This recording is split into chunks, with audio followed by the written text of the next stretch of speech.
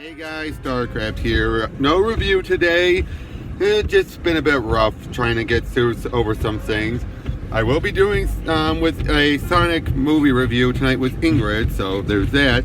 But today, I decided to talk about, well, it's something that's really been helping me get through a lot of whenever there's been crap lately in the comics. And they don't just mean the crowdfunding books, of which I do have a review ready for Everglade Angels, but at the request of Blake Northcott, I'm holding off on it until next week. And she wants to make sure people aren't spoiled and all that. That's fair. I'm gonna make sure I'm gonna go along with her wishes. But what I'm gonna be talking about today, it's just gonna be a little discussion of why I like so many of them and why there's only a few that I don't like. DC's Black Label. I think this is one of the best things DC has done lately. It's just this idea that you have this label which allows people to do different type of stories within their own little universes for the most part, and they could be adult, they could be not adult, they could be stuff, as long as it's their equivalent of merging Vertigo with Elseworlds. It's the way I look at it anyway. And the funny thing is that there was already a Black Label right beforehand. They made the label, and it became it by default. And that's, of course, Batman White Knight. Because throughout all of this, it's another continuity, but it really, because of that, it has that liberty. It goes off the rails. In a good way, though. Like, all the stuff it does, its interpretations on characters and all that. Like, for example, how old Mr. Freeze is, etc. The way they do things with Joker and Harley, all that stuff. It's like this freedom. With a lot of people, sometimes the freedom can be like, oh, they take advantage of it, but in the worst way. I'll get to an example of that later. But even with the follow-up, Curse of the White Knight, they are doing stuff that's like, wow, I never thought about. Like, spoiler alert, turns out Bruce Wayne is not a Wayne. He never was. Turns out the Waynes that we've known of them were actually blood by blood anyway, the descendants of the most evil man of Gotham, who basically had made it to corrupt town, killed the actual Wayne ancestor, and then took his name. And turns out Azrael, Jean Paul Valley, is really a Wayne. Yeah! You could not get away with that one in mainstream, but the fact that it was told in this is so damn good. And even Joker's dead. He's actually dead now in the in book 6, and we're almost done, by the way. Also, the Von Freeze one shot is so damn good, and having it set during World War II and all that, it's just so amazing. Just this whole, again, taking the characters we know about, but then putting spins on them that you wouldn't see coming at all. It's just so liberating. Then you also have Batman: The Last Night on Earth, where this is basically Scott Snyder and Greg Capullo doing their own, what they feel to be their last Batman story.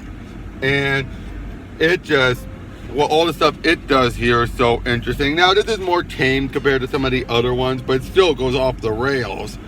And it's just so damn good how much it gets within 3 issues. It's basically Batman's Old Man Logan, for the lack of a better term, and it really uses it. Now, granted, this was already being worked on well before the Black Label was created, but still. Now, here's a case of one where it went off the rails in the worst way, and that's Batman, The Dark Knight, The Golden Child. And in this case, well, if you've seen Tristan's review, among other things, it just takes Darkseid and Joker, and basically has it be a whole anti-Trump allegory in the worst way. It's just like, why is he worried about the governor and all that? At least he had to be governor of that president, since Franco set up the whole, the president was a hologram before. They're going to make sure that doesn't happen again. It's just, that's the case where the freedom went way off the rails. And what made it more painful, I will get to later. Then you have one of the first ones, Batman Damned. You have the Batawang. but at the same time, though, it's a follow-up to Brian Azzarello and Lee Bermeheu's Joker. And I did some videos on this before. It is just so twisted. You know, the artwork is so incredible, but you could never tell this is the main story. Again, it's liberating. In a way that also makes the Joker a... Jeez. Why does that keep happening? The Joker an honorary Black Label book as well. Now, the most tamed of all the Black Labels would definitely be Superman Year One. I love this, to be honest. I thought this was very well handled. The way he handled Superman, it felt much more like Superman than we've been getting from Bendis, but still tamed. But I think this is more here because it's more of an Elseworlds, and, well, they don't have an Elseworlds line anymore. So, because of that, they put it in this one, because it's not that dark compared to the others, but again, it is out of continuity. So, you know, you have things like that. It tells us an origin that's closer to The Dark Knight Returns Superman, but at the same time, though, it is still more uplifting compared to other books that have been out. Now you have Harleen. You probably heard Tristan gush about this. What can I say? This is a great retelling of Mad Love. It has sex appeal and all that, but at the same time, though, it really gets into Harley's mind, how she can go from this very well thought out, you know, like, oh no, I got my shit together, to just because she fell so madly in love with Mr. J, her pudding, that she's basically, and that, you know, it just leads into the madness. And even the point where she's like, what the hell am I doing? Come on, girl.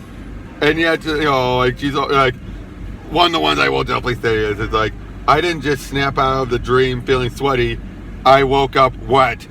And then she screams into a pillow. It's like, what is wrong with me? Again, it's so well handled, well told. It's like, again, you couldn't tell that in the mainstream, but because of the liberty of this line, it has just been so good, and they have great talent on it. Then you have Joker, Harley, Criminal Sanity. This one is a complete and utter rehandling of Batman, of the Batman universe, where Harley's a criminal investigator. We have the Joker.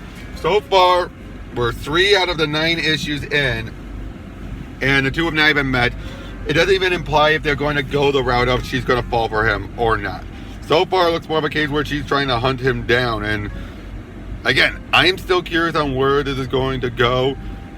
But at the same time, though, it is pretty cliche. Now, the first issue was still good. I talked about the different serial killers and all that, and is trying to look at the Joker through that vibe of, you know, Bundy, Ted Bundy and all that. So it is very interesting. Then you have Joker killing and Killer Smile. Basically, in this one, I compare it to the psychiatrist who studied Rorschach from Watchmen, but in this case, going over and over it was Joker, where basically it ruins this guy's life, and we don't know how bad it ruined it until near the end of the second issue, and we only got one more left.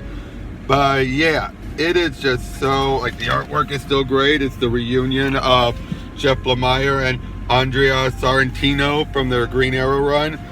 But this one, it is just not even really much about the Joker. It's about the Joker's influence on people. Then you have The Question, the deaths of Vic Savage and Vic Sage. This one is just an interesting tale from Jeff Lemire and Denise Cowan with Bill Sienkiewicz on inks. Sorry, you got a bit of a call going. But again, this one just shows that the whole I think I look at this as the notion of a character who's been around a long time, so it's had different types of deaths, so it's trying to figure out what caused it. It's not the best of the stories, but it is an interesting tale, though, nonetheless. And Jeff Lemire is always good. Now we're getting the ones that have just started, like Wonder Woman Dead Earth. And this one is a bit wonky. It's basically think the world has gone to hell, and Wonder Woman in a post-apocalyptic setting, and it's all right. Again, it's the liberty of what this label brings. That's very interesting. Then last but not, sorry, my phone went off. The last one, the most recent one, Harley Quinn and the Birds of Prey. Why wasn't this the movie? This one, it's basically a continuation of Palmiotti and Amanda Connor's run of Harley Quinn. It's showing some of the side effects and everything of what happened near the end and all that. And Harley basically is trying to get money to help pay for everything that, because of what her actions have caused. Now, there is a case where we have a lot of blood and violence, more so than you can get away with in their own books, which is fine. And right down to before Harley blows up a woman, puts a bomb right in her crotch and says, "Blow me." I'll just say this though, this felt really good, and we actually have Cassandra Cain in here, and they're just setting her up and everything. But yeah, she's a mute still, yet she still kicks ass. You still have Helena Bertolini. Oh Lord, I didn't notice this. The back of Harley's underwear says, if you can barely see it, says exit. Oh, brother. But yeah, so far this one's up to a good start. But yeah, it's all the black labels. I have all of them that, besides the ones that are original properties. I forget what the one out there is called, but it is still all of these, because they have the liberty of being able to tell dark stories, but it's not specifically Elseworlds, because I think Elseworlds comes with its own brand, its own set of rules and everything. But this here, because these are set out of continuity, but you can be as dark as you want, they've just gotten some great creators to tell some really good stories, which only a few does. And I think it's always worth the price, because the price always ranges from like $5.99, $6.99, $6.99, $5.99, $5.99, depending how thick the book is, $7.99. So much of these, but like with the oversize, the thickness, the quality of the artwork and everything, most of these are so worth their price, the cover price. It's like, and that's why when I heard the whole notion of 5G, like, oh, you can still get your regular characters in black labels, it's like books. I'm like, well, okay, it's worth the price, because you got a lot more bang for your buck. You get a lot more glorious artwork and everything, and great story writing. I was willing enough to accept that. Now we know there's like things different about it, but yeah, there's a reason why these books are doing so well. They're that good. Now there are a good chance these things could go to crap. Oh hell, most certainly. But yeah, I just want to get a chance to just gush about black labels, and that I hope there's going to be more good ones coming up. There's talks of so many, some of what, but same place Andy said, we're not going to announce any of them until after we get many of them in the can, thankfully. So yeah, that much else to say. Oh, I'll see you guys, and Ingrid and I see you guys later tonight with the Sonic review. Catch you guys later.